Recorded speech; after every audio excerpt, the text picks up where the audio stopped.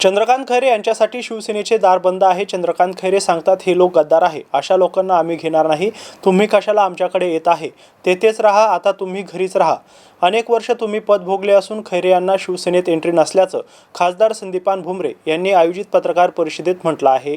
चंद्रकांत खैरेसाठी शिवसेनेचं दार बंद आहे, कारण चंद्रकांत खैरे हे सांगतात की मी एकनिष्ठ आहे, हे गद्दार आहे। मग अशा लोकांना आम्ही घेणार?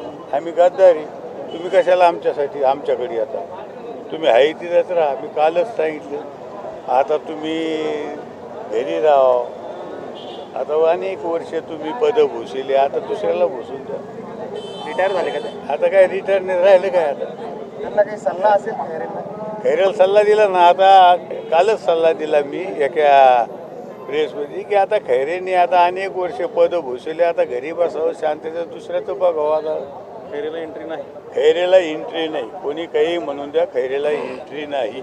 आणि भाजपचे राजू शिंदे हे देखील संपर्कात असल्याच्या चर्चा आहेत, नेमकं काय? नाही, त्याबद्दल मला नाही पुन्हा बोलू, भाजप मी नाही बोलू तुमच्या शकत। विरोधात लढलेले आहेत नाही, पश्चिममधून हा? चंद्रकांत खैरेंना 25% ऑफर कशी देतात मग? मी नाही बोलू शकत, पण मी खासदार म्हणून सांगतो त्यांना आमच्या पक्षात प्रवेश नाही।